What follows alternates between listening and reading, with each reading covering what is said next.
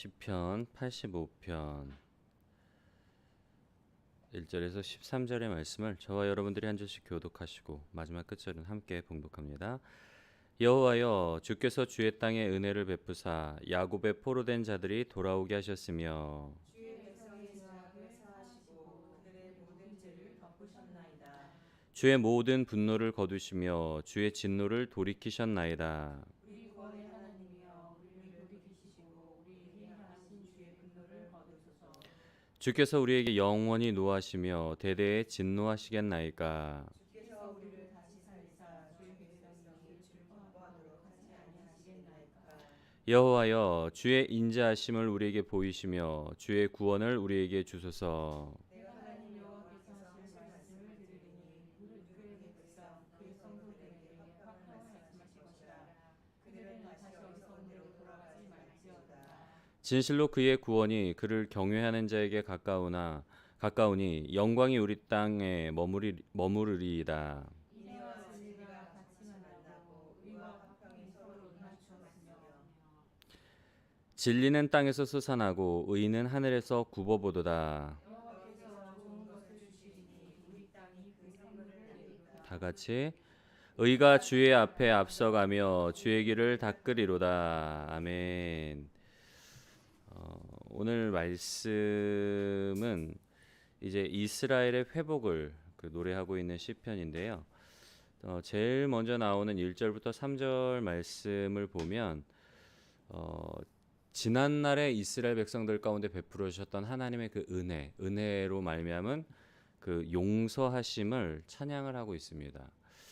여러분, 우리가 신앙에 있어서 중요한 게 하나님을 아는 일이 참 중요하다고 말씀을 드렸잖아요. 하나님이 어떤 분이신지를 알아야지 대상에 대한 올바른 인식이 있어야지 우리가 대상과의 올바른 관계를 맺을 수 있기 때문에 그 마태복음 25장에 보면 이제 한 주인이 타국으로 갈지 종들에게 달란트를 맡기고 가잖아요. 비유를 보면 예수님의 비유를 보면 5달란트, 2달란트, 1달란트를 각각 종에게 맡기고 돌아갔다가 돌아와서 그 종들과 이제 셈을 하는데 1달란트 받았던 종이 뭐라고 어떤 행동을 취하는가 하면 받은 달란트를 땅에 묻어두잖아요. 다른 종들은 열심히 뭐 나름대로 주신 달란트를 가지고 사업을 하고 장사를 해서 이문을 남겨서 다시 돌려드리는데 이 한 종은 받은 그것을 그냥 땅에 둬요. 그리고 그 주인이 너 어떻게 해서 다른 이 종들은 이렇게 남겼는데 너는 왜 아무것도 안 하고 이것만 그대로 돌려주냐?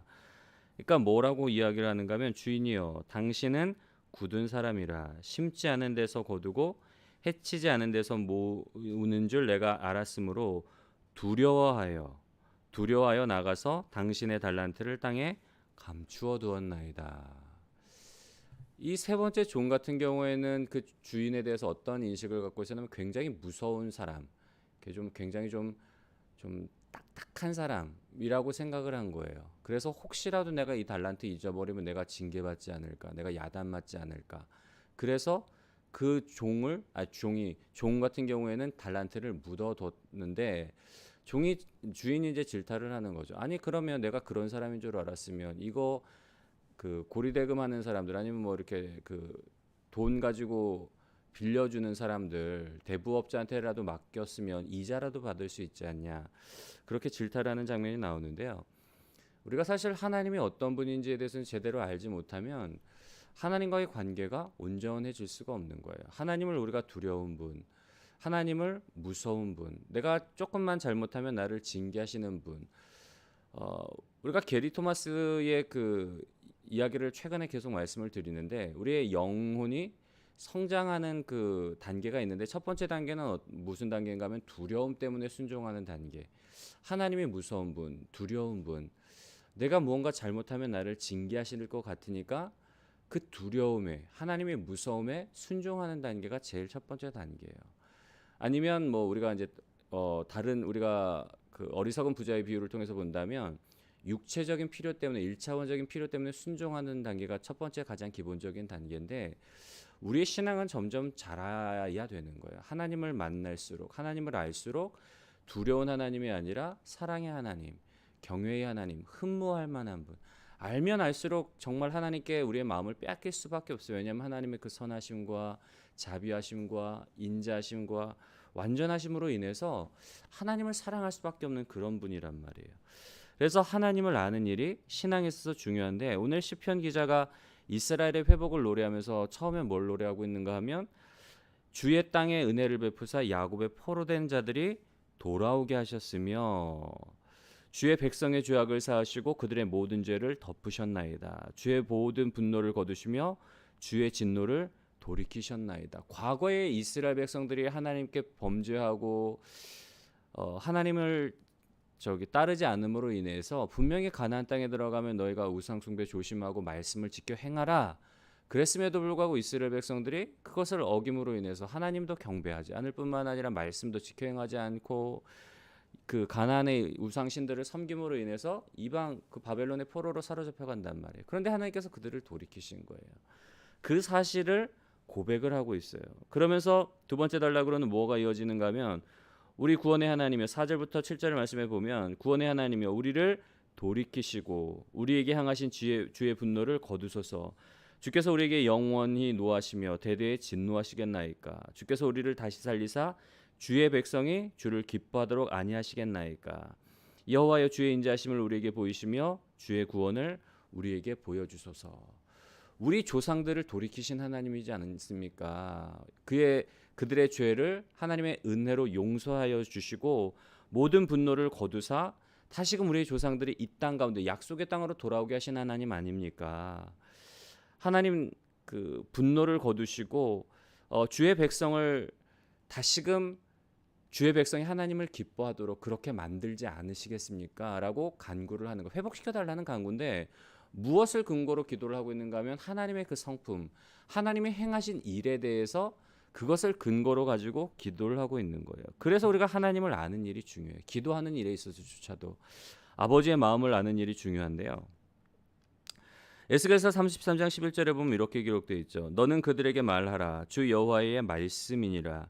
나의 삶을 두고 맹세하노니 나는 악인이 죽는 것을 기뻐하지 아니하고 악인이 그의 길에서 돌이켜 떠나 사는 것을 기뻐하노라.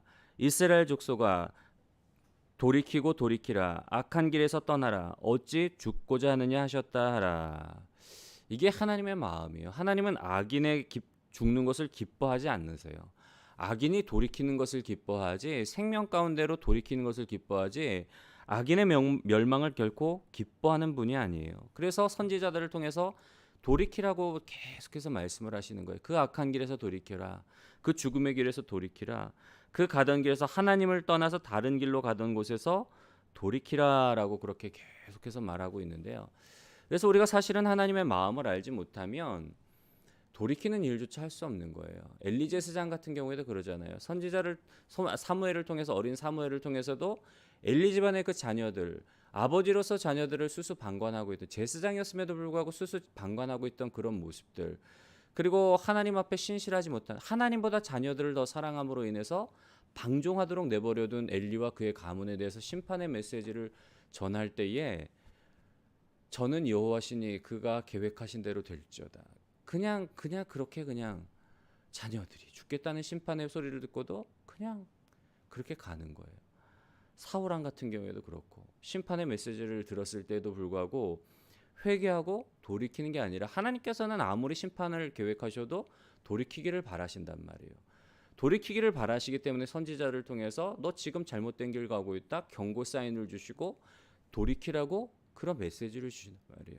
하나님이 단 한 번도 경고 없이, 심판의 메시지 없이 그냥 징계하시지 않았어요. 창세 이후로 모세의 심판 때도, 세상을 심판하실 때도 노아를 통해서 방주를 짓게 하시고 하나님의 심판 계획들을 많은 사람들에게 알리셨단 말이에요. 하나님이 도적같이 임하시는 분이 아니에요. 우리가 자고 있기 때문에 그날이 우리에게 도적같이 임하는 거지, 우리가 우리의 마음 가운데 하나님 두기를 싫어함으로 그날이 심판의 때가 도적같이 임하는 거지, 하나님은 단 한순간도 악인이 멸망 가운데 그냥 방치하지 않는단 말이에요. 분명히 사인을 주시는 하나님이에요. 그래서 우리가 하나님을 아는 일이 너무 중요하고요. 마지막으로 우리가 보면 그 9절 말씀에 보면, 진실로 그의 구원이 그를 경외하는 자에게 가까우니 영광이 우리 땅에 머무르리이다. 시인은 간구하면서도 하나님이 회복시켜 주시라는 믿음이 있었어요. 왜냐하면 하나님의 성품을 알았기 때문에. 우리가 진정으로 회개하고 자복하고 돌이킨다면 다시금 이 땅을 회복시키시고 다시금 뭐 11절 10절부터인가 10절부터 있는 그 말씀들 10절부터 마지막 말씀처럼 이런 일들이 다시금 이스라엘 백성들 가운데 일어나게 되리라는 것을 믿음으로 고백하고 있는 거예요. 인애와 진리가 같이 만나고 의와 화평이 서로 입맞추었으며 진리는 땅에서 솟아나고 의는 하늘에서 굽어보도다.